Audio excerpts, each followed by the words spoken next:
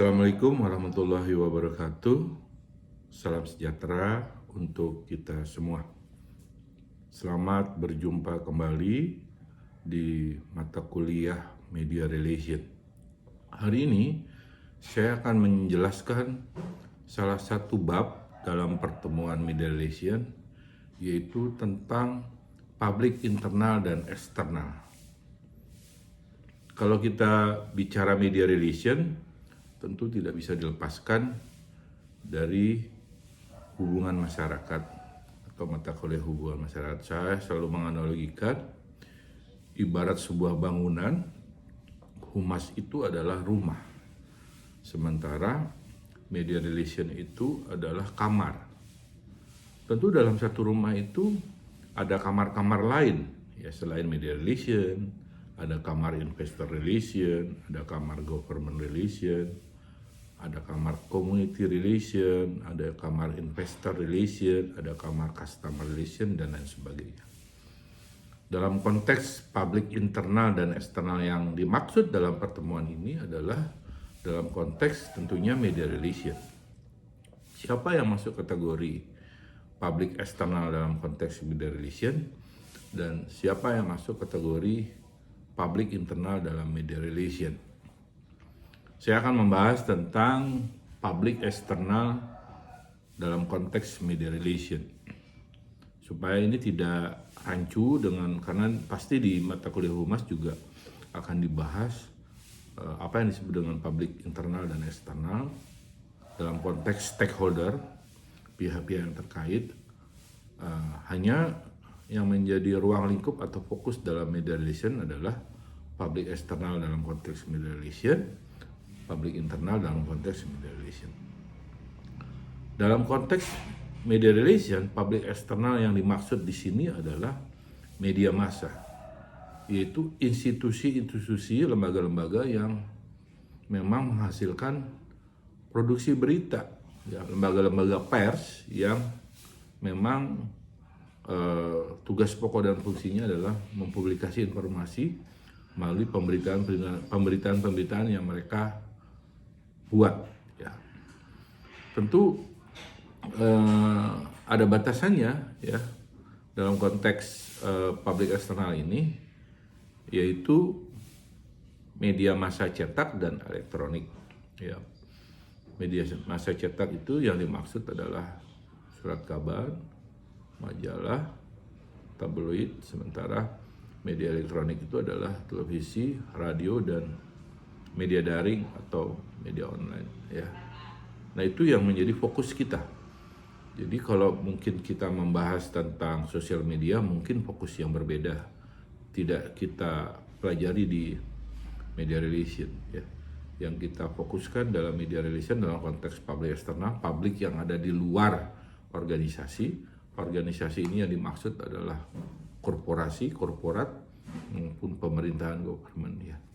Adalah media massa, di mana bentuknya cetak dan elektronik, konkretnya adalah surat kabar, majalah, tabloid, televisi, radio, dan media online. Mari kita bahas satu-satu. Surat kabar jelas dia sebuah institusi pers yang diatur oleh Undang-Undang Nomor 40 tahun 99, ya. Tabloid juga, majalah juga. Mereka adalah produk dari pers yang tunduk dan patuh terhadap Undang-Undang Nomor 40 tahun 96 pers dan juga kode etik jurnalistik yang diatur, yang dikeluarkan oleh Dewan Pers, ya. Kemudian media elektronik, ya, kalau kita lihat misalnya televisi yang menyatakan dirinya sebagai TV berita di Indonesia kan hanya ada dua, yaitu TV One dan Metro TV. Bukan berarti hanya dua itu yang menjadi fokus dari publik eksternal dalam konteks media relation. Semua stasiun televisi yang di dalamnya ada program berita itu menjadi fokus ruang lingkup publik eksternal media relation. RCTI memang bukan TV berita, tapi dia punya program yang namanya Seputar Indonesia. Nah, itu ranahnya media relation, ya.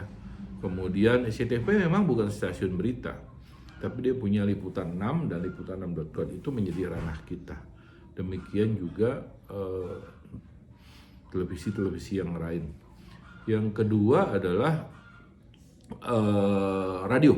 Radio kita tahu yang jelas menjadi radio berita adalah El Sinta. Tapi bukan berarti radio-radio lain tidak menjadi ruang lingkup kita sebatas atau selama mereka memiliki program berita, maka itu menjadi public external dari media relation, ya. Apalagi media online, ya, yang namanya portal berita itu semua menjadi ruang lingkup kita, ya. Ya, kalau kita bicara media online kan bukan semuanya mengkhususkan diri sebagai portal berita, ya, tapi yang kita maksud dalam konteks media online ini adalah portal-portal berita, ya, media-media daring yang memang mengkhususkan diri dalam memproduksi berita yang tunduk dengan Undang-Undang Pers nomor 40 tahun 99 dan Kode Etik Jurnalistik. Itu yang saya maksud dalam konteks public external media biasa. Kenapa ini yang menjadi penting? Karena mereka menghasilkan apa yang disebut dengan berita. Berita itu dikonsumsi oleh publik, ya. Berita itu isinya informasi yang dikonsumsi oleh publik. Nah, kalau dalam konteks berita itu ada yang namanya positif, maka informasi juga akan menjadi positif dan membangun apa yang disebut dengan persepsi publik. Kalau berita itu negatif, maka informasi itu menjadi negatif dan persepsi publik itu menjadi negatif pula. Itu concern kita, sehingga pemberitaan yang positif negatif itu mempengaruhi citra dan reputasi organisasi. Yang saya maksud organisasi di sini adalah perusahaan maupun pemerintahan, ya, dua ruang lingkup itu, ya. Nah, itu yang dimaksud dengan public external dalam konteks media relation. Siapa yang masuk kategori public internal dalam konteks media relation? Dia ada pemegang saham, shareholder, ada direksi, ada manajemen, ada karyawan. Ya, 4 itu menjadi concern kita. Salah satu pekerjaan media relation itu adalah mempublikasi informasi untuk internal perusahaan, terutama karyawan. Karyawan itu perlu informasi, makanya salah satu pekerjaan media relation itu kan yang saya tahu adalah menerbitkan in-house magazine, majalah internal perusahaan.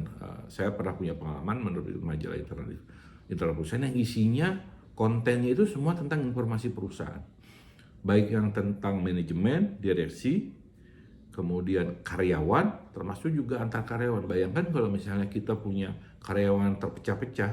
Pengalaman saya dulu, ya, bekerja di Indosemen, ya, ada karyawan yang di pabrik Citerep, ada karyawan di Cirebon, Palimanan, ada yang di Tarjun, Kalimantan Selatan, ya.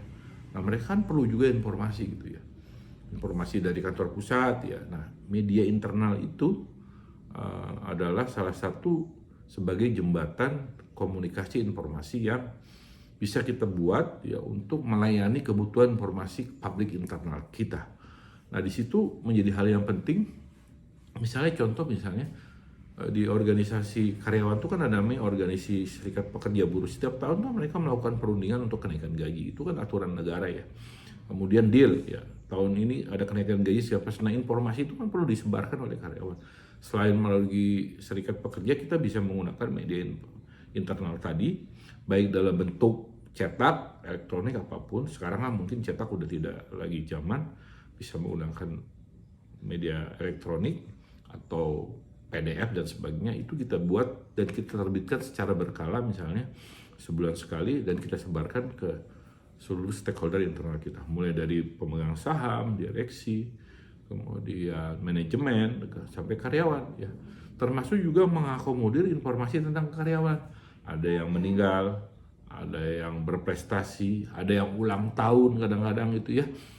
Kemudian juga ada kegiatan-kegiatan karyawan yang bersifat hobi di luar pekerjaan. Mereka suka ikut hobi olahraga kah, hobi-hobi misalnya sepeda, kemudian fotografi dan sebagainya. Itu kan perlu juga eksis lah.